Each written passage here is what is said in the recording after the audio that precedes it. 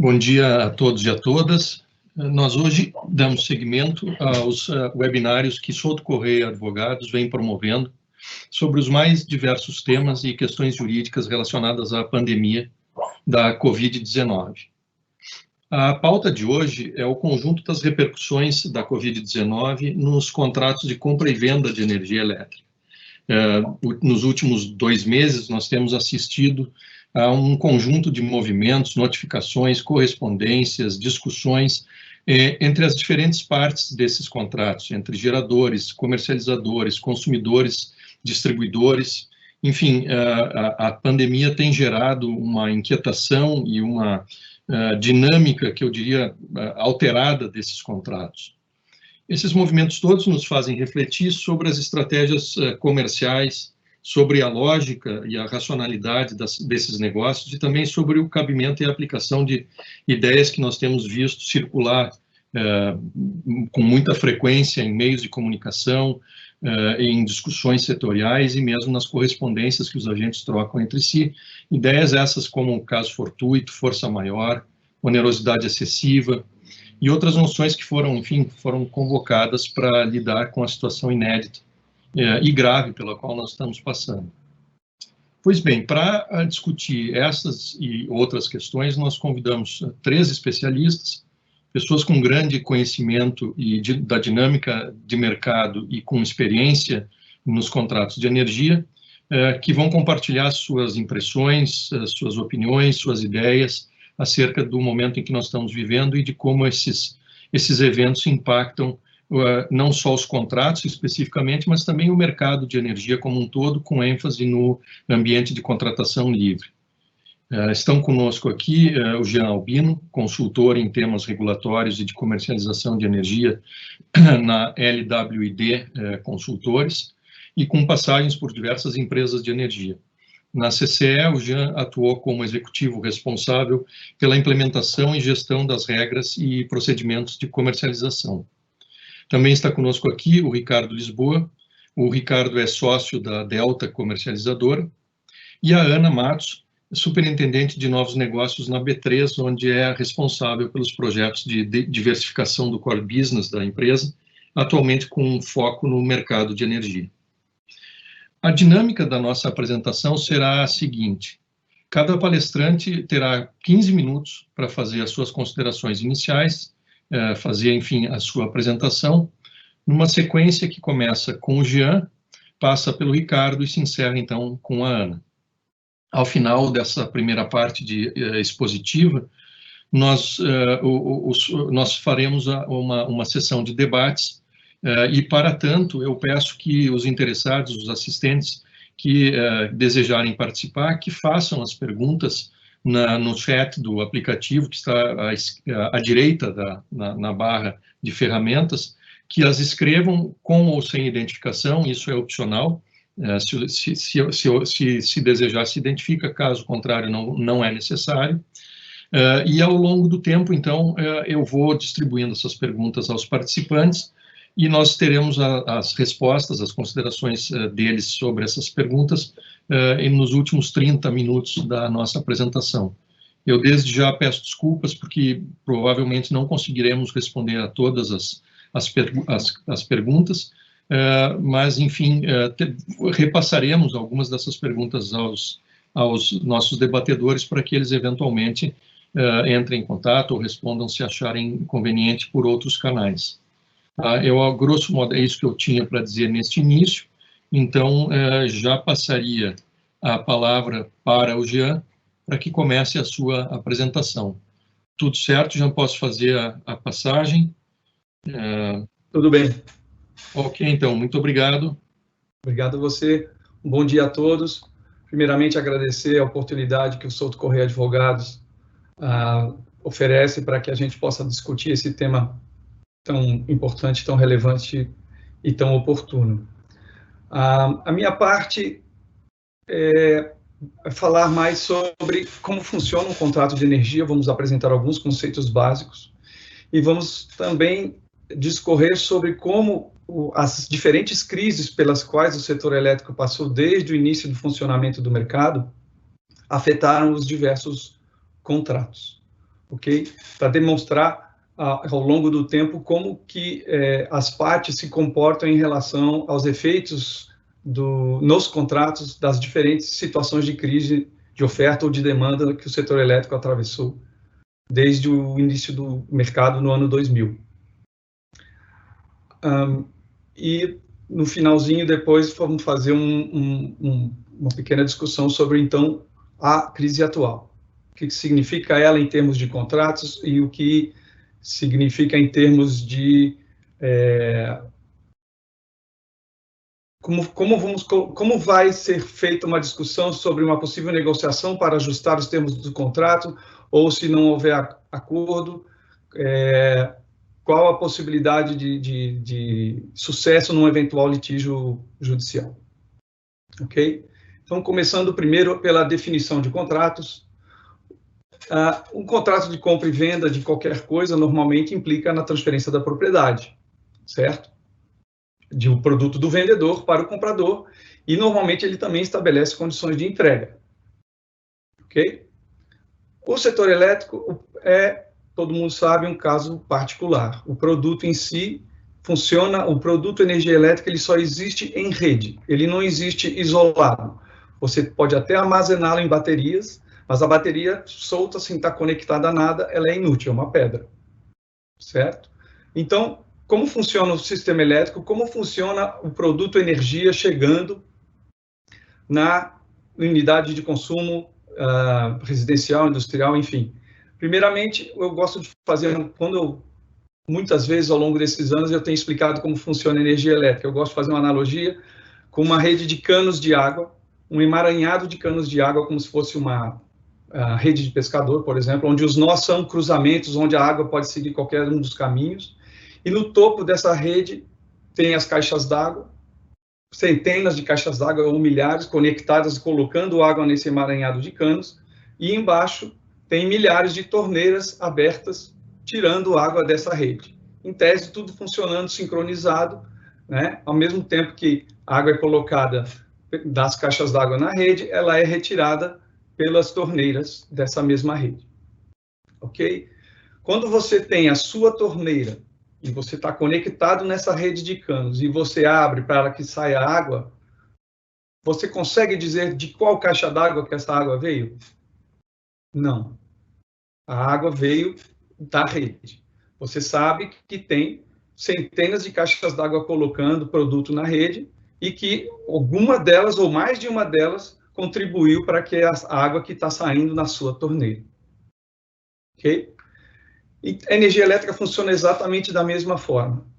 Você, quando liga um equipamento, acende uma luz, a energia está vindo para atender essa demanda de consumo, e é impossível saber fisicamente qual usina produziu a energia que está alimentando o seu equipamento. Ok? Essa é a natureza do funcionamento da energia elétrica em termos de entrega. A única coisa que você consegue saber é: tem alguém colocando energia no sistema e para que eu possa usufruir desse produto na minha ponta. Então, como funciona um contrato de energia numa situação onde não existe a entrega do vendedor para o comprador no campo físico, ela não é claramente configurada? A solução que veio, e assim o Brasil, quando implementou o seu mercado, fez a exemplo de muitos outros mercados mundo afora, é de que as partes assinam um contrato e para que seja reconhecido perante a comunidade do mercado, para todos os efeitos, que quem colocou a energia, para todos os efeitos jurídicos e comerciais e econômicos, que quem colocou a energia na rede foi o vendedor e quem retirou a energia da rede foi o consumidor. Então, ficam identificadas as partes do produto, da transação de transferência de propriedade do produto energia elétrica. No Brasil, assim também como em vários outros países, nós temos as comercializadoras que também atuam no papel de intermediação. Elas compram de geradores e vendem a consumidores, e elas têm um papel importantíssimo no provimento de liquidez e na alocação eficiente dos riscos financeiros dentro do mercado. Ok? Então, quando você faz um contrato de energia, a entrega física do produto não faz parte dele. Tanto que os contratos costumam colocar em cláusula dizendo que a entrega da energia ela é simbólica, entre aspas, no submercado escolhido pelas partes contratantes. Normalmente o submercado onde o consumidor está localizado. Ok? Como é que funciona, então, se eu, comprador, não me preocupo com a entrega do produto, que basta acender a luz, basta ligar o equipamento, essa rede, para funcionar adequadamente, ela tem uma entidade que supervisiona a correta colocação do produto na rede e a correta retirada do produto pela rede de todo mundo que tem conexão nessa rede. Essa entidade no Brasil é o ONS, Operador Nacional do Sistema. É o responsável, na prática, por manter as luzes acesas Brasil afora. Ok? E essa água, quando ela é colocada no sistema, essas caixas d'água que estão conectadas, elas trazem a água de algum lugar do produto para colocar na rede, e elas incorrem em algum custo. Então, esse produto, a energia que está colocado na rede, ele não é gratuito, ele tem um custo. E existe uma entidade que apura esse custo e que cobra de todo mundo que tem torneira esse preço se você não tiver o contrato para comprar de uma parte identificada. Se você não tem um contrato, você vai pagar o preço que essa entidade chamada CCEE, Câmara de Comercialização de Energia Elétrica, calcula, define. Ok, aí temos os contratos que são registrados entre as partes. Então, celebrados entre as partes. Por que então é preciso um contrato se eu tenho apenas a facilidade de ligar um equipamento e podia pagar o preço que a Câmara de Comercialização calcula? O primeiro motivo é porque você é obrigado a contratar. A regulação do mercado brasileiro obriga todo mundo que tem torneira, todo consumidor, a contratar energia para 100% do seu consumo.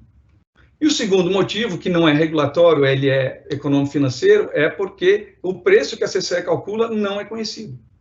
Você não consegue planejar, se não tiver contrato, quanto vai ser o seu custo com energia ao longo do tempo. Então, por uma necessidade de previsibilidade, tanto do consumidor quanto do vendedor, que também pode não suportar e não conhecer quanto vai ser a receita dele na semana que vem, por causa da instabilidade e volatilidade natural do cálculo do PLD. Então, as partes celebram contratos visando estabelecer um fluxo financeiro pré-conhecido, pré-definido pelo custo da energia. Só que é o seguinte, como a CCE vai saber que existe um contrato entre as partes? Se você só assinar um contrato entre as partes e pré-definir um preço e não avisar na CCE, a CCE vai cobrar o preço dela, o tal do PLD, preço de liquidação de diferenças, pela sua energia. Então, todo contrato de energia celebrado no ambiente livre e no ambiente regulado, ele precisa ser registrado na CCE. A CCE tem um sistema específico para isso, onde você indica as partes, o submercado de registro, as durações. Só não informa os preços. E os montantes associados a cada período, a cada hora, ao longo da duração do contrato. Ok? E o que a CCE faz com esse dado? Ela compara com o quanto que saiu na sua torneira, o quanto que você consumiu, e também faz a mesma comparação pelo lado do vendedor, quanto que o gerador produziu. Então, e a CCE faz o seguinte, por exemplo, se você puxou 50 unidades, o seu contrato é de 50 unidades, ela não vai cobrar nada ao preço dela, ao PLD. Se você puxou 50 unidades, consumiu 50 unidades, e você registrou como contratos 45, então você vai pagar 45 ao preço definido para o seu vendedor e 5 ao preço da CCE para o processo de liquidação multilateral que existe na CCE. Então, um contrato de energia celebrado entre as partes só tem eficácia, só é reconhecido e a efetiva transferência da propriedade da energia só se realiza mediante o registro do contrato na CCE. Ok? Então, qual é a operação econômica essencial desse contrato? Por que que o o consumidor assina um contrato, tirando a questão da obrigação regulatória? É para ter o direito de pré-definir o preço que ele vai pagar pela energia quando ele liga o equipamento, quando a energia começa a entrar na unidade dele. Então, por isso que muitas vezes o contrato ele é chamado, ele é apenas um contrato financeiro ou um contrato de hedge contra o preço spot, que é o PLD, mas para nós, nesse webinar, a gente queria partir do conceito que ele é o direito de pré-definir o preço que ele vai pagar pela energia e, para o lado do vendedor, o direito de pré-definir o preço que ele vai receber pela energia, para garantir, nos casos dos dois lados, a previsibilidade com relação ao despesa da energia no comprador e a receita com energia no vendedor. Então, seria isso, em termos gerais, a definição do contrato de energia. E agora eu vou falar um pouquinho sobre as crises de energia que o mercado sofreu desde a sua criação. Na verdade, o mercado já nasceu em crise, ele começou oficialmente em 1º de setembro de 2000, uma festa muito bonita, eu estava lá, o governador Mário Covas ainda era vivo, fez um discurso, e o mercado começou, mas ele não operava. A CCE não conseguia fazer esse processo de comparação entre o medido e o registrado nos sistemas, entre o contratado pelas partes. E no meio do caminho, logo em 2001, teve o racionamento de energia, o PLD foi colocado no nível de déficit, que na época era R$ 684, então o preço estava muito alto.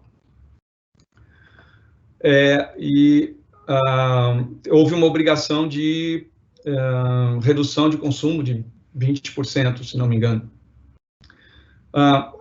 Havia muito pouco consumidor livre naquele momento, creio que não dava uma mão cheia de consumidor livre naquele momento, mas como a maioria dos consumidores cativos que existiam, tiveram que reduzir também 20% do seu consumo, e foi criada a figura para aqueles que pudessem reduzir além de 20% do seu consumo, um certificado da sobra desse direito de consumir, que ele podia comercializar num ambiente de leilão que foi organizado pela então ASMAI, hoje CCEE. E esse processo deu muito certo, havia um preço específico e oscilava um verdadeiro regime de oferta e demanda, com leilões diários. Foi bastante interessante e um primeiro caso de exemplo de liquidez da sobra de consumo que aconteceu no mercado brasileiro. Outra crise que teve foi em janeiro de 2004. O preço do PLD disparou no Nordeste por questão de insuficiência de produção de energia por causa da seca do Rio São Francisco, mas esse afetou mais os geradores hidrelétricos. Foi muito rápido, a crise durou poucas semanas, mas teve um impacto relevante do ponto de vista financeiro nos geradores, e chegou-se a discutir se a regra estava certa. Eu lembro, eu atuava na CCE, eu tive que ir na ANEEL para demonstrar que o que aconteceu em termos de resultado financeiro era a mera execução das regras de comercialização, conforme aprovadas pela própria ANEEL. Em janeiro de 2008, teve uma outra crise grande, o PLD, no caso, foi para o limite, o teto máximo pela primeira vez, depois que estabelecido um teto na regulação, e foi uma crise bem feia, houve quebra de contratos, houve judicialização, né? Mas com o PLD, como dispara para cima, a desvantagem é do vendedor. Se ele não tem o produto, quando a CCE faz a comparação entre o que ele injeta na rede e o que ele tem registrado para vender, e ele produziu menos do que ele tem para vender, ele tem que pagar para a CCE o PLD, ou seja, ele tem que comprar no mercado spot energia para atender essa obrigação do contrato, e o PLD disparou, então ele incorria num prejuízo enorme, porque o PLD estava muito mais alto do que o preço do que ele normalmente contratava energia. Então, houve muito litígio, houve muito desligamento do mercado com o PLD disparando. Foi um susto bem grande, durou uns 2 meses, tem uma judicialização, ainda tem ações que não fecharam até hoje. Em janeiro de 2013, novamente, foi o início do período seco, que durou mais ou menos até 2018. Teve uma outra crise enorme no MRE, geradores estatais, basicamente, tiveram prejuízos imensos por questões das regras, e o mercado o mercado livre, no caso, não apareceu, pelo menos na CCE, nenhum impacto relevante. No ano seguinte, 2014, aí sim, tivemos uma crise muito brava, o PLD foi para o teto, que agora não era mais 500, era R$ 822 na época, e ficou 4 meses inteiros nesse patamar elevadíssimo. E teve... Só, desculpa te interromper, mas precisaria que fosse encaminhando as conclusões, okay, dado o tempo, tá? Obrigado. Tá bom.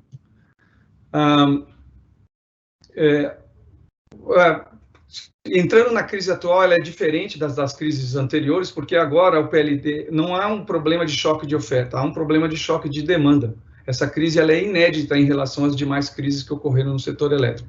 E o PLD, em vez de ir para o teto, ele está no piso, ele está deprimido porque o consumo geral do país foi deprimido, nós não temos uma situação de desconforto no lado da oferta. Os reservatórios, em geral, estão cheios, tirando a região sul, e temos bastante usina disponível para atender se não tivesse água nos reservatórios. Então, essa crise ela é muito diferente.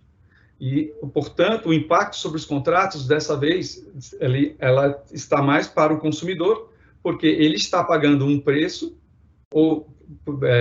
pela energia que ele compra, numa quantidade maior que ele está consumindo, e, portanto, quando o consumo é menor que o contrato, ele tem uma sobra na CCE, só que essa sobra é liquidada no PLD da CCE, que é R$ 40. E o preço que ele comprou, essa energia, é muito acima de R$ 40, e, portanto, ele incorre em prejuízos significativos.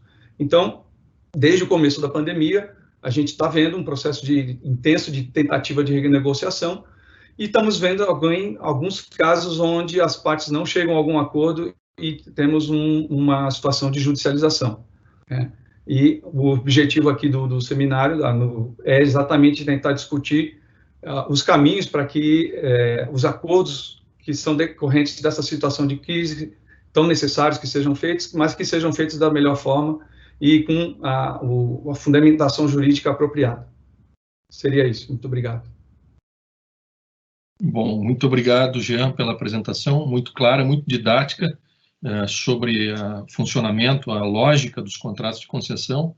De fato, às vezes a gente chama nós sempre chamamos um contrato de concessão como compra e venda, mas esquecemos ou não sabemos quais são as peculiaridades que estão na profundidade desse contrato. Então, acho que a apresentação do Jean foi muito clara para pontuar a lógica dos contratos em face dos quais nós estamos negociando. Então, sem mais delongas, eu já passo a palavra para o Ricardo. Ricardo, por favor, 15 minutos. Bom dia, senhores e senhoras. Queria começar agradecendo a Souto Corrêa por ter me convidado para participar desse painel. Painel de extrema qualidade. Meu amigo Caco Souto me convidou, fiquei lisonjeado por poder participar, junto com o Gustavo, que é grande conhecedor do setor de energia, junto com o Jean, que desde os primórdios do setor de energia trabalha nele, é um grande conhecedor das regras, já participou da CCE, já participou de comercializadora, então um cara que sabe o que está falando, e da Ana, que também, queria saudar a Ana, que tem o desafio de ajudar a B3 a desbravar os caminhos no setor de energia. Então, bom dia a todos. O Jean fez uma boa contextualização técnica, excelente contextualização técnica. Eu queria fazer uma mais comercial, mais contratual do que está acontecendo nessa crise, né? Como vocês sabem, o Covid está na casa de todo mundo. Isso trouxe uma redução de consumo, a economia aí está em frangalhos, não só no Brasil, como no mundo inteiro. Essa redução no Brasil para o mercado cativo, que é um mercado regulado, que a gente não vai abranger aqui na nossa conversa de hoje, foi de 13%. E no mercado livre, na média de 20%, em diversos casos muito maior que essa, chegando até 100%, como o shopping center e algumas outras tipos de indústria. E como o Jean falou também, a gente, mesmo pré-crise, já estava numa situação privilegiada de nível de reservatório. O Brasil tinha um excesso de oferta já, que conseguia suportar cerca de 2 anos do Brasil crescendo a um PIB de 2,5%, 3%, sem ter que investir em nova geração nenhuma. Então, essa crise veio agravar isso tudo, e o preço do mercado livre de energia, que apesar de ser calculado por um modelo matemático, esse modelo matemático tenta representar a oferta e demanda. Então, hoje a gente tem muita oferta de energia, uma demanda bastante reduzida, né? Conforme eu falei, a redução próxima é 20%, o que trouxe o preço para o mínimo regulatório no mês de abril. No mês de maio isso já recuperou um pouquinho, já estamos na faixa de R$70 no sul e no sudeste, dada a estiagem do sul, mas isso representa um diferencial de preço entre o que os consumidores compraram energia e o preço spot muito grande, tá? E até acho que o preço spot não é a melhor referência para a gente usar para calcular qual que é o prejuízo que o consumidor pode ter. Eu usaria o preço de mercado de médio e longo prazo, tá? Porque o consumidor ele pode vender essa energia, ele comprou um commodity e ele pode vender energia que ele sabe que não vai consumir. E se ele consegue se antecipar a isso, hoje, ele ao invés de vender energia a R$40, R$80, no longo prazo ele conseguiria vender essa energia no nível talvez próximo a 150 e no médio prazo, que eu digo que é dentro desse ano, no nível próximo a R$100. Então você consegue minimizar o impacto financeiro que essas indústrias estão tendo. Agora, se a indústria tivesse vendido essa energia logo quando a crise chegou aqui no Brasil, aqueles 20 de maio, o prejuízo que ela teria seria muito menor, tá? A gente estaria falando, posso estar errado um pouco, eu não tenho o número na minha cabeça aqui, mas a ordem de grandeza, ao invés de R$100 para esse ano, seria na ordem de R$170 para esse ano. Então, isso minimizaria o prejuízo. O preço está baixo hoje, porque esse modelo matemático também, ele calcula uma projeção de PIB, né, que o operador e o planejador da expansão do sistema calcula o quanto que o Brasil vai crescer. Antigamente era 2,5% a projeção, ao longo dos anos, inclusive, arredondando. Foi feita uma revisão para 0% de crescimento já, só que a gente já tem lido aí que o crescimento do PIB pode ser mais próximo a menos 5%, como já está hoje, talvez menos 10%. E deve ser feita uma nova revisão que deve ajudar a permanecer o preço no mínimo regulatório. E uma outra coisa que agrava também um pouco a crise do lado do consumo é que se o consumidor não vende contratualmente essa energia, ele até vende automaticamente essa energia, tá? Ele é liquidado na CCE pelo PLD, preço de liquidação de diferenças, como o Jean bem falou. Agora a gente tem um problema muito sério. O PLD, a liquidação da CCE está defasada por um problema judicial que a gente tem há mais de 5 anos. Essa é a maior vergonha que o setor elétrico tem, na minha opinião, que é o GSF. Só explicando brevemente o GSF, que não é o tema daqui, GSF é o risco hidrológico que os geradores correm, onde tem uma parcela que eles, com razão, discutem qual que é o volume que tem que pagar, que o volume controverso seria na faixa de 20%, talvez 30%, talvez até um pouco mais, por cento da conta total, mas 100% da conta não está sendo paga. Então, o consumidor que deixa a energia liquidar na CCE não recebe por essa energia, ganha apenas um crédito. Tá? Isso complica um pouco a situação. Agora, a crise que a gente está vivendo hoje não é só para o consumidor, a crise é para o mercado de geração, mercado de comercialização, até porque eu vou detalhar um pouco mais para frente, posso até detalhar agora. Quando a gente vende energia para o consumidor, a gente vende com uma certa flexibilidade, tá? O consumidor, dependendo do consumo dele, ele compra mais ou menos energia. A gente não esperava que, nossa matriz de risco, que todos os consumidores do Brasil fossem consumir menos ao mesmo tempo. Então, a grosso modo, hoje a gente está faturando 20% a menos, tá? Isso, se for pegar o mercado livre como um todo, números aproximados, essa conta não existe exatamente, mas considerando 20% de redução como um diferencial de preço de contratação versus preços de mercado, isso daria um prejuízo para o mercado livre de 5 bilhões de reais. Tá? Esse prejuízo, o mercado livre não está repassando por força maior, não está fazendo nada nesse sentido. Tá? A Delta, por exemplo, quando a gente vai negociar energia com algum cliente, a gente oferece diferentes modalidades, diferentes variações de consumo. Eu vendo energia, às vezes, com 0% de flexibilidade, geralmente uma indústria que conhece o que está fazendo, é um eletrointensivo, que inclusive tem uma área de energia, eles próprios gerenciam a sua variação de consumo, vendo bastante energia com 10%, 20% de variação de consumo, à medida que ele consome mais ou menos, ele pode, o volume vendido varia, e eu vendo energia com 100% de variação de consumo. naturalmente, o preço que eu cobro, quanto mais flexibilidade eu vendo, maior é. E o consumidor escolhe, dentro desses produtos, qual que ele prefere. O prêmio que eu cobro hoje, para essa flexibilidade de 100%, evidentemente que não paga o meu risco, mas a gente entende que a gente fez essa divisão de risco contratual e não é por causa da pandemia que eu vou desfazer meu contrato, onde eu garanti 100% de flexibilidade para o cliente, e tentar travar de alguma forma a flexibilidade que a gente pode ter, tá? O que a gente viu que aconteceu, dado esse cenário todo, é que no começo alguns grandes consumidores até surpreenderam o mercado, alguns autoprodutores inclusive surpreenderam o mercado e soltaram cartas de força maior, declaração de força maior, onerosidade excessiva, e depois isso foi seguido por algumas distribuidoras olhando o mercado regulado. A gente, como associado da Abracel, a gente organizou um movimento de conceituação, a gente contratou o consultor jurídico da Abracel para fazer um parecer, e esse parecer, que não sou advogado, estou aqui no meio de um monte de advogado, mas esse parecer justamente tenta esclarecer o que é a força maior e o que não é no mercado de energia. O mercado de energia ele é relativamente pouco conhecido por juízes e até mesmo alguns advogados, tá?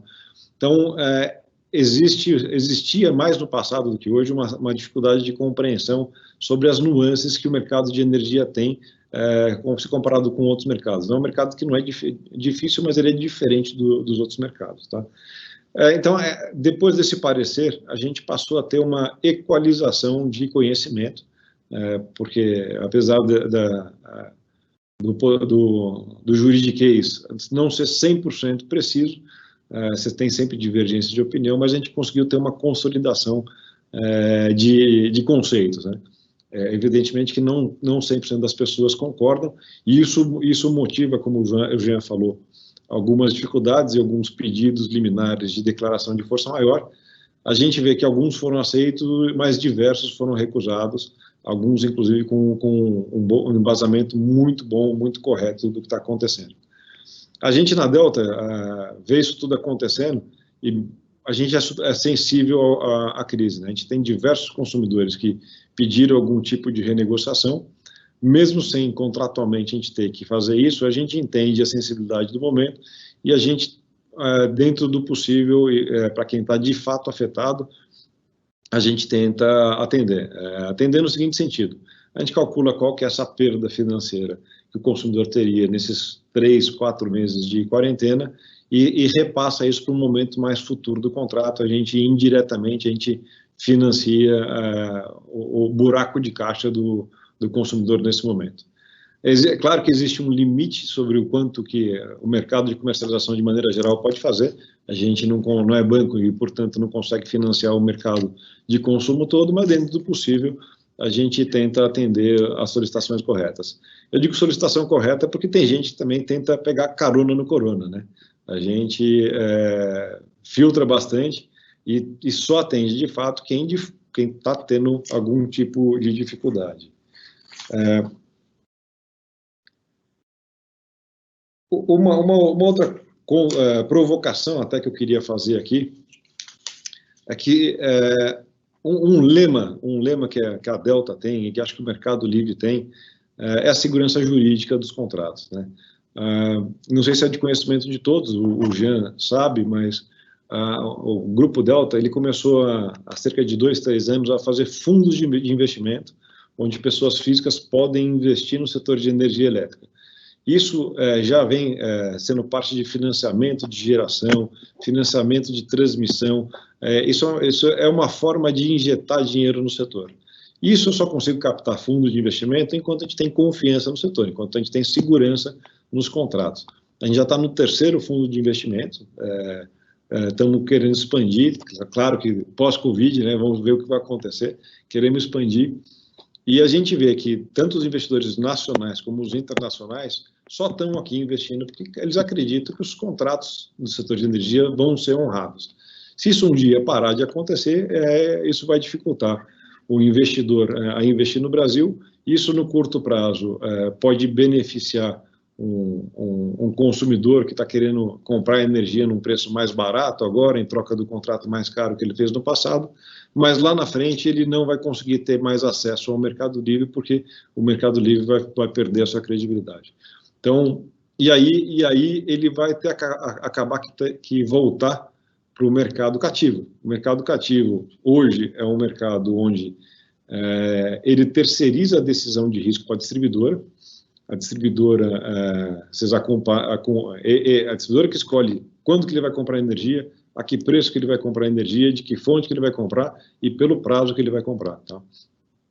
Então, hoje a gente vê que a distribuidora, por uma deficiência de arquitetura regulatória do setor, ela tem dificuldade de gerir os riscos do consumidor, a ponto de a gente ter tido duas contas ACR, né, 2 empréstimos para as distribuidoras, um em 2014 e possivelmente um agora. Tá?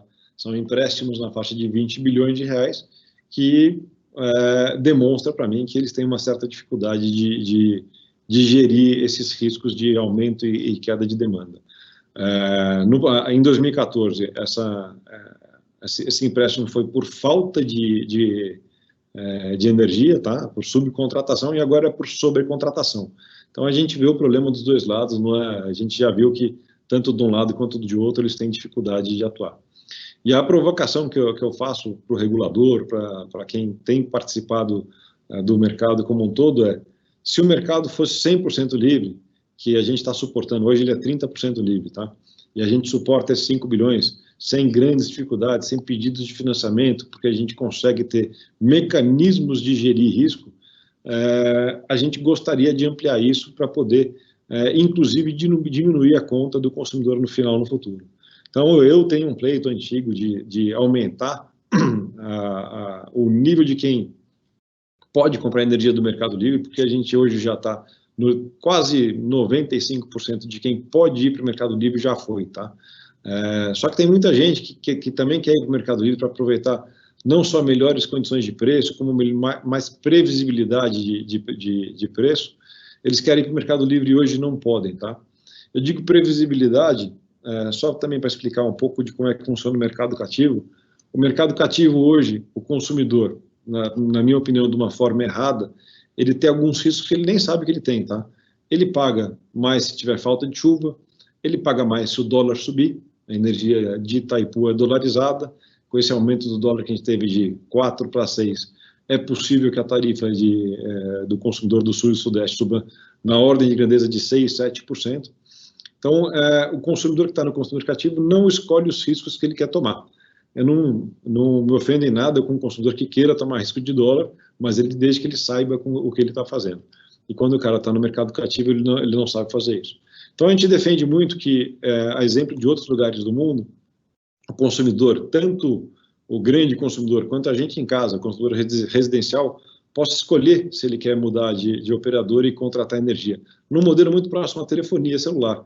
A gente vai numa loja e troca do chip da Claro para Oi, para Vivo, com bastante liberdade. A gente consegue escolher.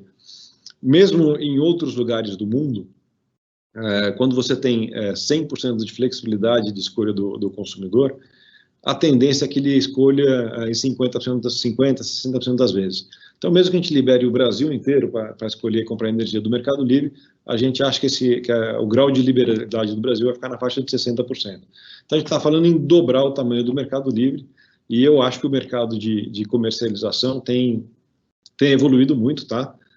Grandes bancos têm entrado no mercado de comercialização, Itaú recentemente, Santander, ABC recentemente, a própria B3, o interesse da B3 em entrar nesse mercado de energia demonstra um pouco do interesse. Cara, desculpa, lá venho eu com o alarme de novo. Foi ótimo, eu estou encerrando, tá? Já estou encerrando. É bom. Imagina. Então, a própria B3, com esse interesse, e diversos outros bancos, além dos investidores que estão entrando através de fundos de investimento. Tá? Então, o mercado de energia, o mercado de comercialização tem muito a crescer, tem muito a agregar. A gente é o regulador de riscos do mercado, tá? Porque quando o investidor em geração entra para construir um projeto de geração, ele quer assumir riscos limitados, tá? Ele quer vender a energia dele e garantir a taxa de retorno dele. O consumidor também, ele quer consumir energia e ter um desconto perante o que ele pagaria no consumidor cativo, que é gerenciar melhor a energia que ele tem. E o comercializador, gerador, comercializador, entra exatamente nisso, e na gestão de riscos, gestão de portfólio. Isso é super técnico, tem análises estatísticas para todo lado, não vou entrar no detalhe disso, mas a gente entra justamente no gerenciamento de risco. Então é mais ou menos isso, queria de novo agradecer a participação e passo a palavra de novo para você, Gustavo. Obrigado. Bom, Ricardo, muitíssimo obrigado pela apresentação, muito esclarecedor. De fato, complementar a apresentação do Jean, nós tivemos aí uma bela visão de como o mercado, ou agentes de mercado, enxergam o problema específico pelo qual nós estamos vivendo, e acho que o Ricardo colocou na mesa uma questão talvez crucial de futuro, né? Nós, nesse momento, estamos preocupados, e com razão, com o presente imediato, que já não é simples, né? E é um presente que vai trazer, que tem repercussões por um tempo que nós ainda não conseguimos dimensionar, mas mais adiante, talvez uma das questões cruciais que nós venhamos a discutir, tenhamos que resolver, é exatamente a possibilidade de abertura do mercado de energia para um universo muito maior do que aquele que nós temos hoje.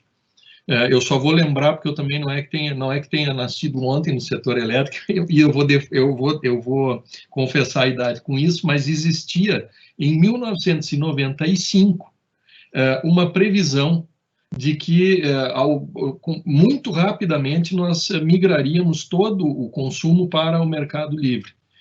Começamos com os consumidores livres em determinada tensão e demanda, demanda e consumo, mas a ideia é de que nós viéssemos a ter esse mercado lá pelo ano 2000, talvez, 2002, quem sabe. Aí tivemos, no meio do caminho, havia uma pedra, né, o racionamento, com isso demos uma guinada, mas acho que, de novo, essa questão tem que ser colocada com muita força para o nosso futuro. Essa talvez seja uma das grandes questões de futuro, né? Por favor. Só te corroborando com isso, essa regulamentação de fato é de 95 e o poder concedente teve esse tempo todo para liberar o mercado. E só recentemente, começado pelo ministro Moreira Franco, que ele começou a liberalização disso. Isso foi estendido um pouco mais pelo André Pipetoni, mais recentemente ainda, sobre a tutela do Bento, né, no ministro Bento. E a gente defende, e isso já está num projeto de lei no Senado, que o mercado, a partir de 2024, pode ser 100% livre, tá? Inclusive residencialmente. Isso já está no Senado, está questão de votação, e agora a gente está nesse plano político que não tenho muito como opinar. Mas, desculpe te interromper, mas eu achei que era uma boa deixa. Nós estamos há 25 anos com essa perspectiva na mesa. Acho que realmente está na hora de tratá-la de maneira séria e decidida como merece, né?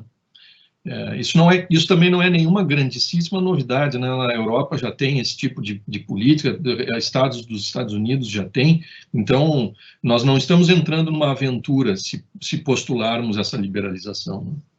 Mas, enfim, muito bom. Passo já sem demoras a Ana. Ana, por favor, sinta-se à vontade, 15 minutos para fazer a apresentação. Bola contigo. Bom dia a todos. Muito obrigada. Vou começar agradecendo o convite, muito honrada pelo convite do Souto Corrêa e muito honrada de estar fazendo essa discussão junto ao Ricardo e ao Jean. Eu queria, tem os ônus e os bônus, né, de ser a última a falar. Acho que algumas coisas vão ser repetidas, então eu vou tentar juntar aqui algumas das partes de ambos os discursos. Eu acho muito importante a gente reforçar as características da crise que a gente está vivendo hoje, né? Acho que o Jean trouxe aí para a gente as características de várias das crises que o setor viveu nos últimos tempos, né? E é importante a gente notar que essa não é uma crise do setor, né? Essa é uma crise que o setor está vivendo, mas ela tem causas em outros lugares, digamos assim. Então, ela é uma crise originalmente de saúde pública, que tem uma série de consequências, entre elas uma consequência, talvez uma consequência principal, que é a econômica, porque muitas das nossas atividades econômicas estão, né, das nossas atividades diárias e econômicas estão impossibilitadas de serem continuadas, e por isso uma queda na demanda, que encontra aí também questões hidrológicas que fazem com que o preço esteja no seu patamar mais baixo, talvez, de vários momentos. E isso gera uma série de questões que eu acho que é importante a gente analisar nessa cadeia de causa e consequência, para que a gente tenha as informações corretas à disposição na hora de tomar as decisões de curto e de médio e longo prazo, né, como o Gustavo falou agora, porque no curto prazo a gente tem o objetivo de enfrentar e mitigar a crise, mas vários ensinamentos a gente vai colher nesse momento para que a gente possa reagir nesse famoso novo normal que todo mundo comenta agora e saber o que vai acontecer e como que a gente pode sair, né, e talvez formatar um novo mercado aí para frente. Então, afunilando essa discussão para o mercado livre e para o curto prazo, acho que como o Jean e o Ricardo já falaram, o ambiente, o ACL, ele é caracterizado por contratos não padronizados e negociados bilateralmente entre cada um dos agentes, entre as partes, né? E para mim é evidente, como todo mundo falou, que a sustentabilidade do mercado passa pelo respeito a esses contratos, né? Acho que não respeitar os contratos triga um risco de contágio muito grande no mercado, e isso é extremamente perigoso para todos os agentes, né? Acho que isso vai ser carregado para várias outras frentes e é extremamente acho que um prejuízo vai se estender para várias outras frentes, né? Para outros agentes que não necessariamente só as partes daquele contrato. Uma pergunta que a gente tem recebido muito na B3 é se parte dos contratos tivessem sido feitos no mercado financeiro, né, e não no mercado livre, se a gente poderia estar tendo outras discussões, ou a gente teria evitado essa situação. Hoje, a gente tem contratos derivativos no mercado de balcão, que tem o PLD como ativo subjacente, ou seja, a gente poderia estar fazendo contratos de swap de submercados ou contratos de hedge de PLD, mas com registros na B3 e com liquidações única e exclusivamente financeira. Estes contratos, né, financeiros, eles são, assim como os contratos do Mercado Livre, não padronizados e negociados bilateralmente, mas a principal diferença é que eles têm característica financeira, ou seja, eles são compreendidos como valor mobiliário, e a cláusula de força maior não se aplica a eles. Então, essa discussão de força maior, ela não estaria sendo, a gente não teria essa discussão, a gente não tem essa discussão, né, e caso a gente tivessem esses contratos de PLD nesse ambiente, a gente não estaria tendo essa discussão.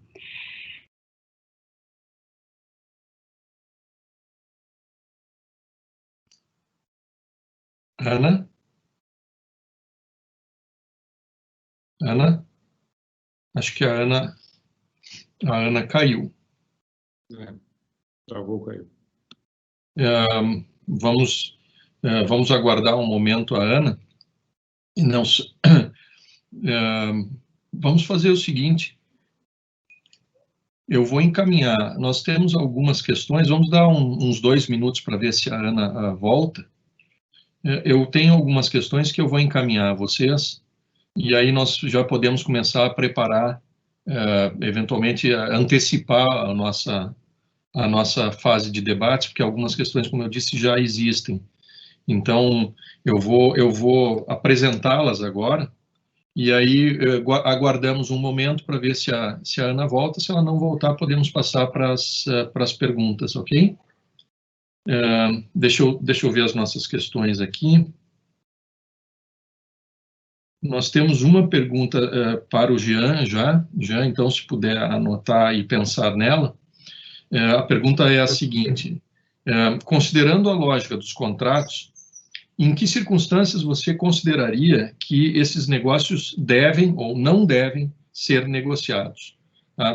Pode pensar um pouco, não precisa começar a responder, vamos dar uma chance para a Ana voltar. Ricardo, tem uma outra questão, essa é endereçada a ti, que trata do projeto de lei que está em tramitação. Não sei se tu tens conhecimento do projeto de lei 232. Posso te fazer essa pergunta, então, sobre esse projeto? A pergunta é a seguinte: com o processo de liberalização total do mercado prevista no PLS 232, essas discussões ficarão descentralizadas, não apenas distribuidores e consumidores livres especiais, mas todos os consumidores. Isso era uma afirmação, tá? Me desculpe. Além disso, o PLS prevê que após 30 meses, os consumidores não precisarão contratar toda a sua demanda. Como podemos nos preparar para os desafios que virão no varejo? Essa é uma outra questão. Ok. Depois há uma outra pergunta relacionada à aplicação ou não dos conceitos de caso fortuito e força maior. O participante pergunta se essa questão vocês chegaram a discutir tecnicamente no âmbito da Abracel. Mas essa é uma questão mais jurídica, talvez a gente possa deixá-la para mais adiante, a menos que te sintas à vontade, já que tu está vivendo no meio de tantos advogados, talvez trazer a opinião da Abracel sobre o tema. Né? Bom, há mais algumas outras questões, mas eu não sei se aguardamos ou não aguardamos. Bom, há uma outra pergunta também para o Ricardo relacionada ao grau de padronização das cláusulas contratuais. Se o setor, deixa eu ver se eu entendi a pergunta, se o setor, se as cláusulas de casos fortuito e força maior são muito parecidas em todos os contratos, também aí talvez seja uma questão, se te sentires à vontade para responder, já te passo imediatamente. Ok? Vamos fazer o seguinte, para não deixar a dinâmica do nosso evento cair, vamos às perguntas, depois se a Ana voltar, a gente pode retomamos a fase de exposição e aí depois voltamos à fase das perguntas. Pode ser assim? Então, okay. Jean, podes começar respondendo a pergunta que te foi endereçada? Para mim, sim. Sobre a lógica dos contratos, né? Você consideraria que esses negócios devem ser renegociados? Se devem ser, em que condições, em que circunstâncias faria sentido renegociar esses contratos? Em circunstância, como o próprio Ricardo falou na apresentação dele, que o que a Delta está praticando, a essência lógica do contrato é o seguinte, para mim, as partes são iguais. Existe aquele conceito jurídico que eu aprendi com você, nesse artigo que a gente publicou no canal Energia essa semana, que é a paridade de armas. E o contrato de energia é exatamente isso. Se tiver o efeito de um problema no contrato, ele é exatamente de mesma intensidade e de efeito contrário para as partes. Se uma parte perde muito, é porque a outra vai ganhar muito. Ok? Então, quando eu relatei todas essas crises, foi para demonstrar que tem crises que afetam geradores e não afetam consumidores. Essa crise agora afeta mais consumidores. Certo? Outras crises de PLD alto afetaram consumidores porque os contratos foram quebrados. Aí é litígio, é outra solução. Então, considerando que as partes são iguais para os efeitos do contrato e considerando todo o respeito que o contrato deve ter do ponto de vista institucional para garantir a segurança do mercado, segurança dos investimentos, como foi aqui citado, a negociação ela é necessária, tem que valer aquele conceito que eu aprendi uma vez, que os advogados gostam de falar: um mau acordo é melhor do que uma boa briga. Para mim, uma circunstância como essa, o vendedor tem que entender, deveria entender, aqui, se puder, se ele tiver condições, como o Ricardo exemplificou da Delta, né, de transferir uma parte do contrato para o fim dele, financiar o buraco do caixa, como ele citou. É uma solução que é razoável, foi pensada também nessa solução do ambiente regulado, desse empréstimo que está para sair essa semana. Então, não tem outra alternativa que não seja negociar, negociar, negociar. Com boa vontade de ambas as partes. Ok, muito obrigado, Jean. Ricardo, desculpa, Ricardo, só um segundo. Chegou uma outra pergunta aqui para o Jean, também para o Jean. Depois eu passo para o Ricardo, o Jean pensa, voltamos ao Jean. Se tu, dada a tua experiência como executivo da CCE, se chegasse a ver funcionar instâncias de mediação e de arbitragem, mas eu acho que podemos nos concentrar aqui em mediação. Se tu chegasse a ter experiências de mediação em conflitos envolvendo contratos do setor elétrico, e qual foi o êxito, em caso positivo, qual o êxito dessas experiências, se elas são recomendáveis ou não.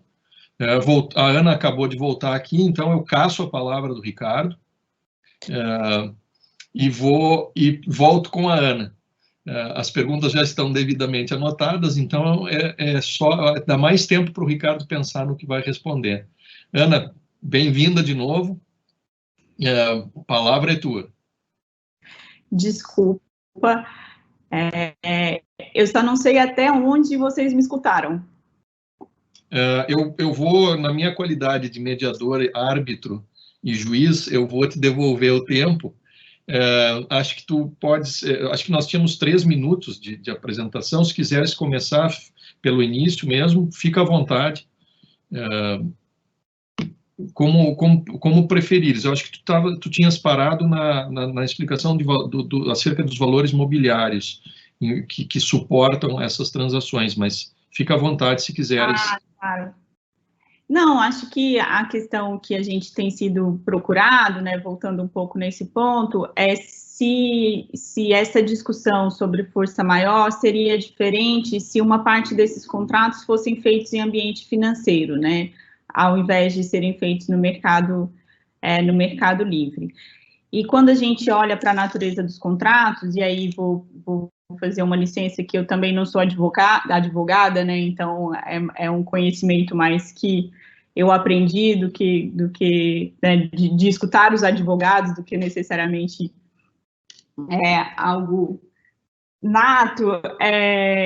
A grande diferença desses contratos é que eles são valores mobiliários, né? Então, eles são contratos de natureza financeira, são valores mobiliários, e a questão da força maior não se aplica a esses contratos. Mas, assim como os contratos do mercado financeiro, eles são contratos bilaterais e não padronizados. O contrato que a gente tem, esse é um contrato é um contrato da B3 que tem desde 2015, e eles são feitos entre as partes, e a segurança jurídica, como o Ricardo falou, e que eu endosso, é super importante, ela também precisa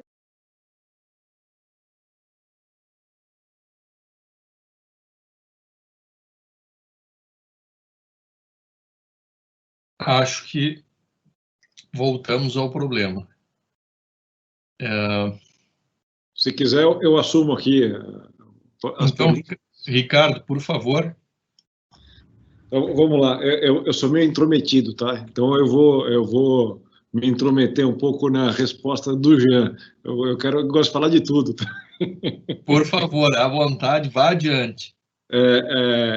Na verdade, é para complementar a questão do Jean, que esse caso de força maior está acontecendo porque o preço está baixo.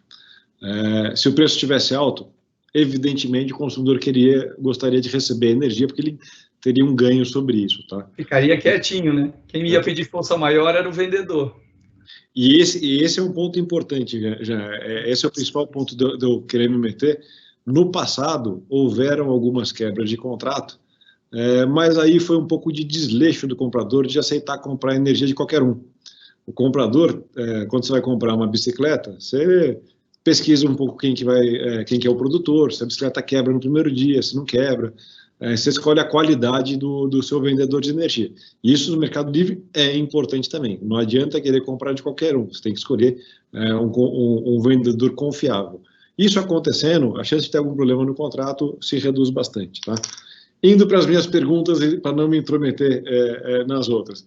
Jean, por favor, você contribua nas minhas também, caso você tenha vontade, tá? Vamos lá. A pergunta era sobre o PLS 232. Eu não lembro exatamente a pergunta, mas é sobre como ficariam as escolhas, né? Queres que eu repita a pergunta?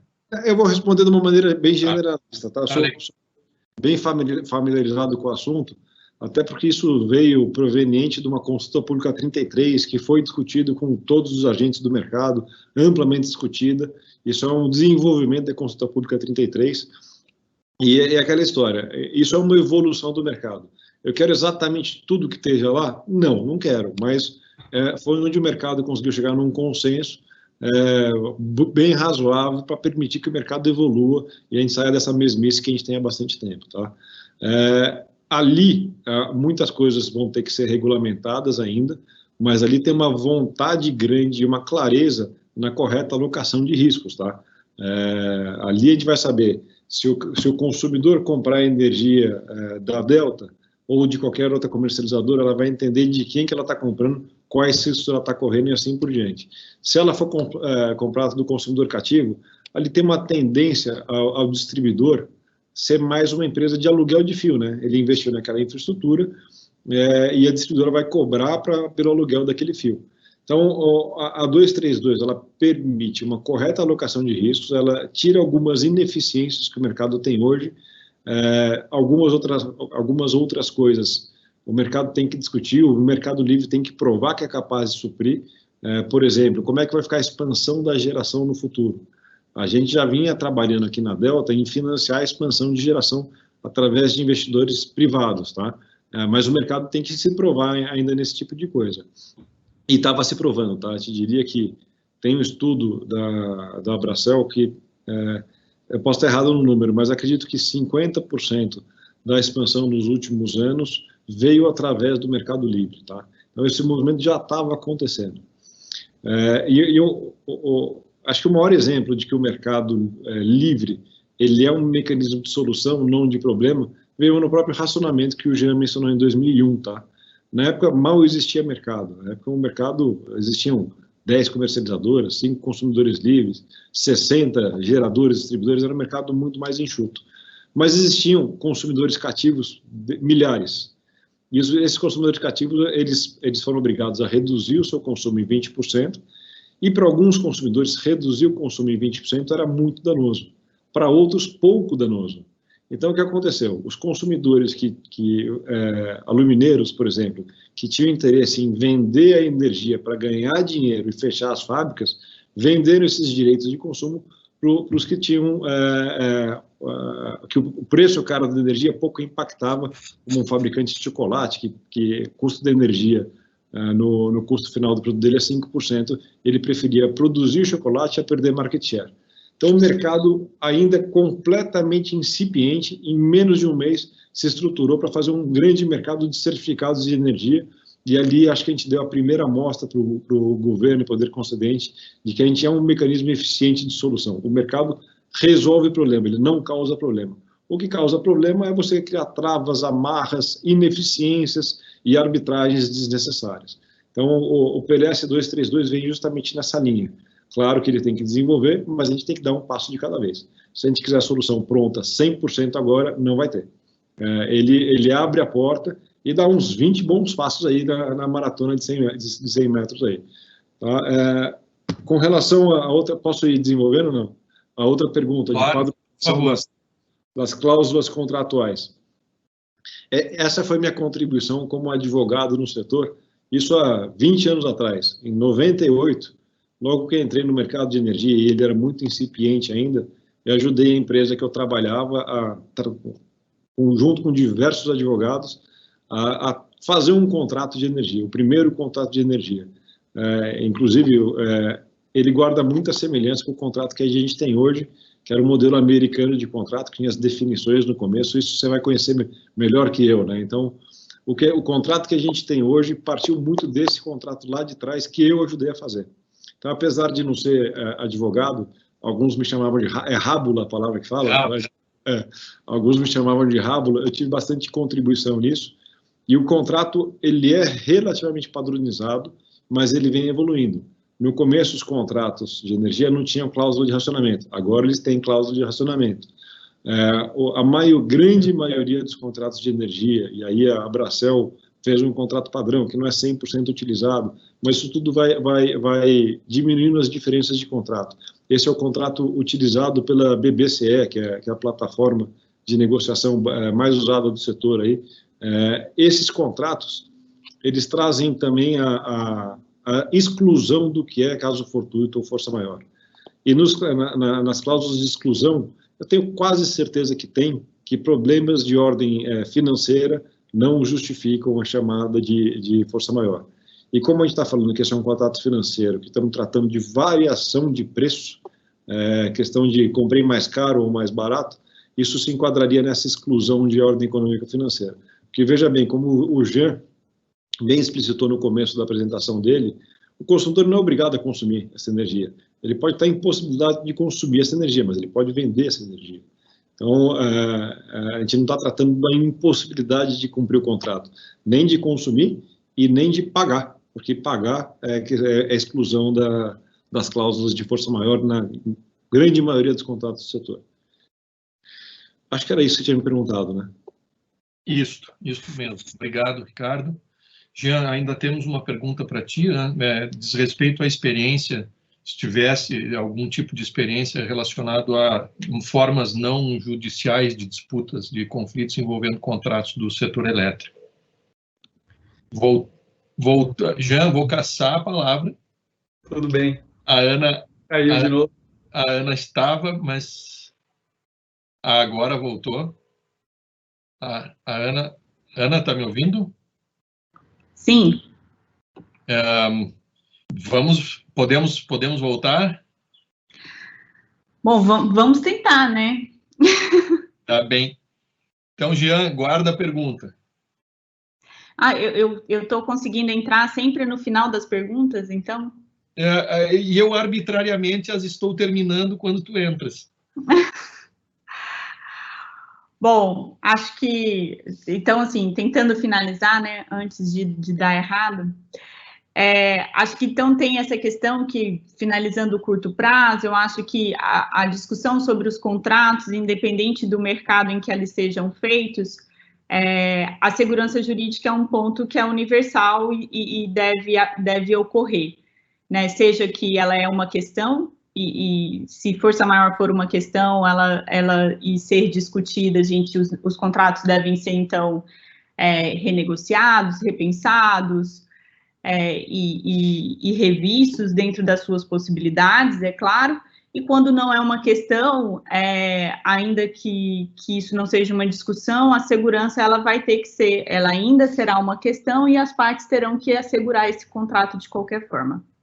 Quando a gente passa a discutir o longo prazo, o que eu entendo é que toda essa questão que a gente está vivendo, né, e todo o ponto da gente ter que olhar para esse novo momento, para a gente ter que rever estes contratos, para a gente, o fato do mercado estar vendo essa recontratação e esses riscos de uma maneira diferente, e aí eu gosto muito da frase do Ricardo, que ele tem dito aí várias vezes, que se o mercado fosse todo livre, talvez a gente estivesse sofrendo menos, porque eu acho que essa frase traz a principal vantagem do mercado livre, que é o fato da gente conseguir conhecer os agentes como um todo, seja ele gerador, consumidor, ele conhecer o seu risco e ele fazer a melhor alocação do seu risco de acordo com o seu próprio apetite a risco, né? Então, assim, se você é um consumidor que tem um apetite muito baixo a risco, se energia para você é um insumo muito importante, você não quer correr risco nenhum,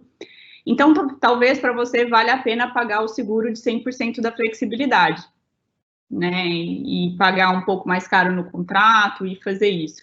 Se você é um gerador, você sabe qual que é o custo da sua operação, e o que você precisa no final do dia, né, é travar ali o valor do quanto você quer pagar por essa operação. Então, talvez a sua necessidade seja você fazer o hedge do valor desse insumo que você está vendendo, e aí você precisa de um outro tipo de operação, o seu risco é outro, você tem outros riscos, outras gestões a serem feitas ali. E, como vocês disseram, esse é o papel que o comercializador está fazendo ali, conhecer esses riscos, unir essas pontas, fazer essas flexibilidades para que essas pontas aconteçam. E eu acho que no final desse processo todo, quando todas essas partes saírem, né, desse cenário, dessa crise que a gente está vivendo, todo mundo vai prestar mais atenção nisso tudo. Então, as pessoas elas vão estar mais atentas a esses indicadores, a esses riscos, elas vão descobrir o seu apetite. Espera aí, a gente vai descobrir, talvez, aí, mais consumidores conservadores que queiram pagar os 100% da flexibilidade, mais geradores que queiram, né, fazer outros tipos de contratos. E isso eu acho que é esse o momento que a gente tem a oportunidade de gerar mais indicadores e mais informações sobre gestão de risco. E aí, esse é o lugar onde a B3, ela entende que é o seu papel. A B3, ela faz a gestão de risco em vários mercados, ela proporciona indicadores de riscos de liquidez, de mercado, de contraparte, de concentração, enfim, de vários outros mercados, e ela entende que ela pode auxiliar o mercado de energia nesse quesito, em como a gestão de risco ela pode ser feita para que os vários agentes consigam gerir os seus riscos diante das diferentes necessidades que podem ocorrer.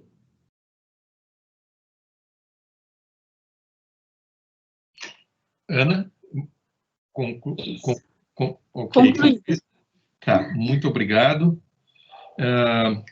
Vou passar, então, vou retomar o fio da nossa conversa com o Jean. O Jean tinha ficado com uma pergunta pendente, eu vou lembrar a pergunta, dizia respeito à sua experiência, ou, enfim, à sua opinião, de modo mais geral, acerca de mecanismos de solução não judicial de controvérsias envolvendo contratos. Eu só me permito fazer uma observação. Me parece que há um relativo consenso hoje acerca da dificuldade, da complexidade que esses contratos envolvem e da dificuldade que eles ensejam a dificuldade que eles se ensejam para o judiciário. Parece que há uma espécie de consenso de que a judicialização é, de fato, a última alternativa e que antes dela nós deveríamos enfrentar ou tentar trilhar caminhos. Obviamente, a negociação é certamente a melhor alternativa, mas mesmo que ela seja frustrada, que nós tenhamos a capacidade e a criatividade de encontrar caminhos alternativos de composição de controvérsias. E daí a pergunta acerca, sobretudo, da mediação. Mas então, Jean, a tua experiência na solução, na composição de conflitos envolvendo contratos, como é? Eu até me lembrei desse assunto essa semana, de que a CCE costumava ser, e ela se propõe, e está oficialmente descrito no estatuto dela, uma instância de mediação de conflitos. E a gente tinha até montado e estruturado como seria instaurado um processo que nós chamávamos internamente de conflito. Olha, vamos instaurar um conflito entre duas partes ou mais, e como é que a CCE atuaria tinha todo um trabalho feito nessa área. Mas a minha percepção é de que foi muito pouco utilizado. Eu me lembro de um caso lá antes de 2010. E eu não tive um envolvimento direto, né, nesse processo de conflito, mas a CCE, ou seja, a CCE é oficialmente uma instância possível de mediação, de levar o assunto para uma discussão com um terceiro envolvido e ajudando a encaminhar a solução, né? Mas ela não foi adotada pelo mercado de forma geral. Essa é a minha percepção. Deixa eu estender a provocação, então, também ao Ricardo. Como é que vocês têm visto, dada a experiência de vocês no âmbito da comercialização, como é que vocês têm visto ou como tem se encaminhado os eventuais pleitos ou pedidos de revisão de contratos, renegociação? Estás preocupado com a judicialização? Acreditas que os mecanismos não judiciais estão funcionando em alguma medida? Tens visto algum tipo de movimento já em torno dessas questões? Gustavo, que nem eu comentei antes, a gente está avaliando o caso só de quem de fato precisa, tá? Os que querem pegar carona no corona, a gente está evitando. Quer pegar carona no corona, entra na justiça e a gente tenta ver o que faz, tá? A gente é flexível dentro do que é possível e pensando e estando sensível ao momento que o Brasil, o mundo e as empresas estão vivendo. Não adianta eu esmagar um cliente meu antigo só porque o contrato diz que eu tenho que esmagar ele. Dentro do possível, dentro das minhas possibilidades, dentro das possibilidades do cliente, a gente tenta chegar num acordo do que é possível fazer. A gente está tratando isso mais em caráter de exceção do que de regra, até porque, conforme eu falei, a gente tem uma boa parte dos nossos contratos que tem 100% de flexibilidade. O cara que quer renegociar um contrato que tem 100% de flexibilidade, ele que só quer pagar mais barato, sem pagar o prêmio. E num prêmio que eu já estou perdendo dinheiro. Evidentemente que aí, nesse caso, a gente recusa, tá? A gente aqui, de fato, a gente tem mais capacidade de avaliar riscos de variação de mercado do que o consumidor, mas ele consegue prever mais a variação do mercado dele do que a gente. Então, tem que ter uma divisão de risco e alocação de risco, e é o que a gente tenta ser bastante criterioso nessa análise, tá? Ok, muito obrigado pela resposta. Uma questão para a Ana. A pergunta é se a B3 pretende desenvolver produtos padronizados e liquidação em clearing. Qual seria o perfil dos participantes esperados? Ana, acho que o microfone está no mudo. Perfeito. Esse foi o pedido inicial que a gente recebeu quando a gente foi fazer um estudo de entrada no mercado. Então, a gente fez um hearing, conversou com alguns agentes de mercado, e esse era o pedido principal para a B3, né? Um produto listado de energia elétrica, algo como um futuro de energia elétrica. E quando a gente voltou para casa para fazer esse estudo, a gente entendeu que, atualmente, na forma como o mercado se estrutura hoje, esse produto não é possível, por N motivos. A gente tem um gap em termos de gestão de risco.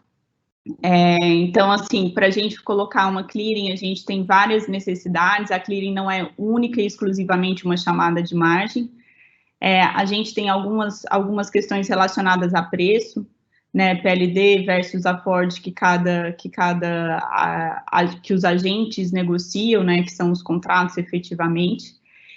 E então a gente decidiu por pavimentar um caminho para se chegar até o derivativo listado.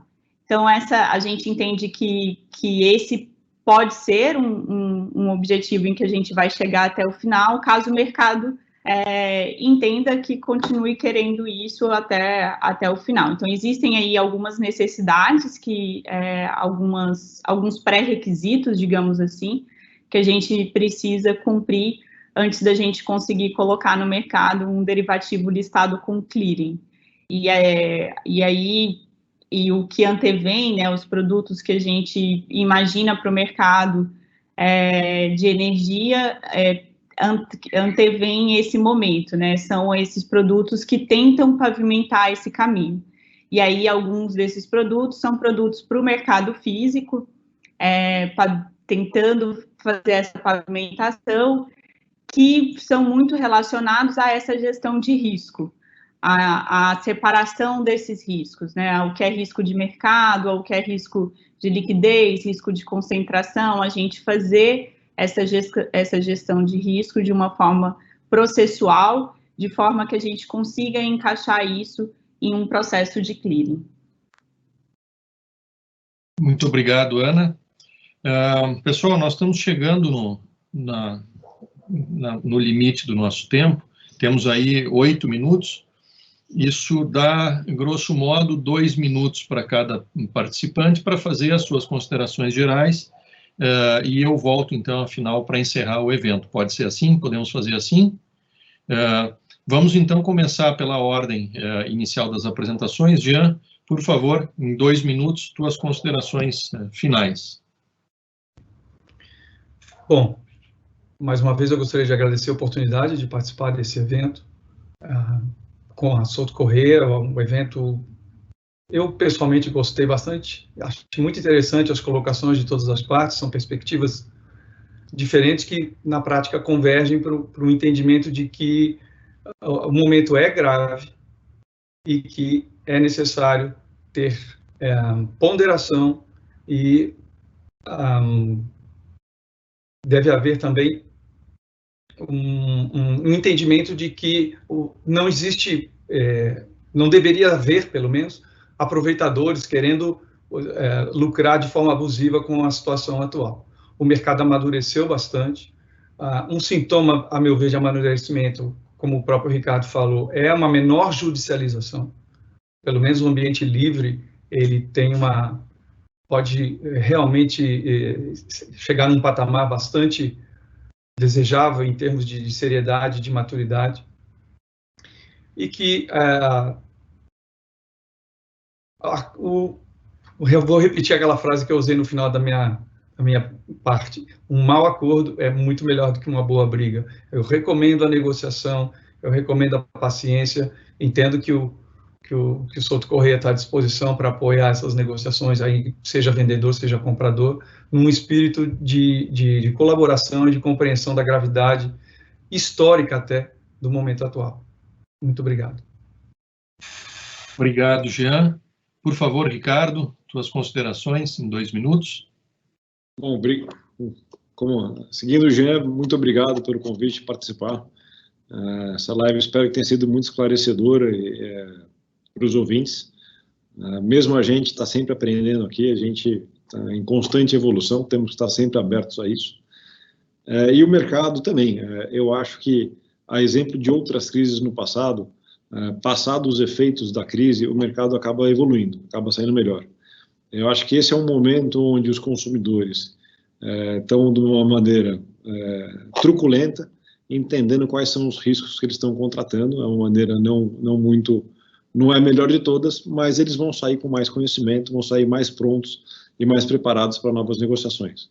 O mercado está evoluindo, produtos derivativos estão começando a acontecer, o mercado está se financiarizando, o mercado está ficando maior, está ficando melhor, está ficando mais competitivo e mais transparente.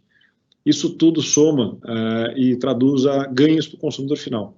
Competição traz ganho, traz redução de preço. Então, dada a manutenção da segurança jurídica do setor, que é o que a gente vem aqui defendendo, a gente entende que o setor tem tudo para melhorar, crescer e chegar nesses meus sonhados 60% de consumidores no Mercado Livre. Então, novamente, obrigado, Gustavo, obrigado, Jean, obrigado, Ana, pelo debate. Tomara que tenhamos próximos numa etapa pós-Covid. Obrigado, Ricardo.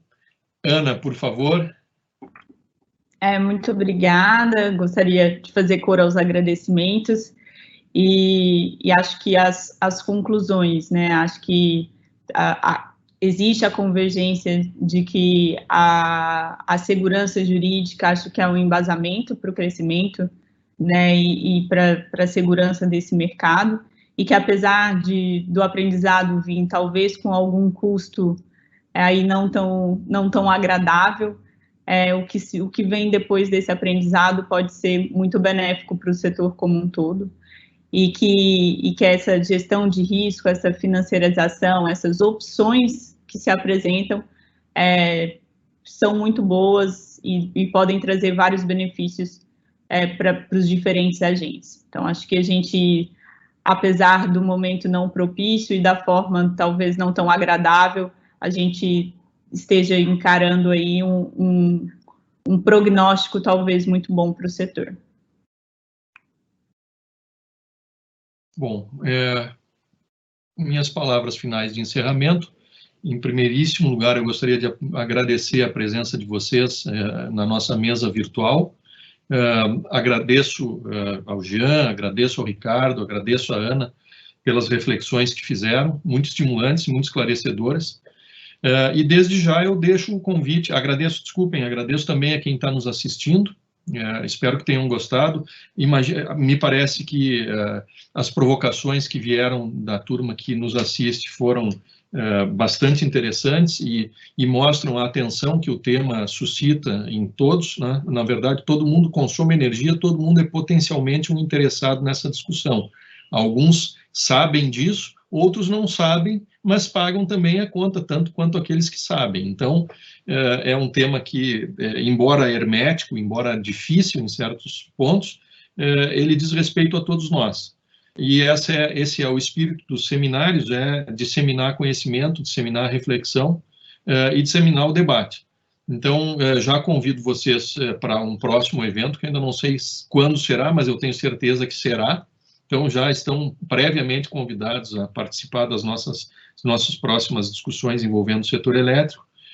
E com isso, então, eu encerro o nosso webinar. Agradeço a participação de todos. Tá? Muito obrigado e bom dia e bom final de semana para todo mundo, que agora é hora de começar a descansar, né?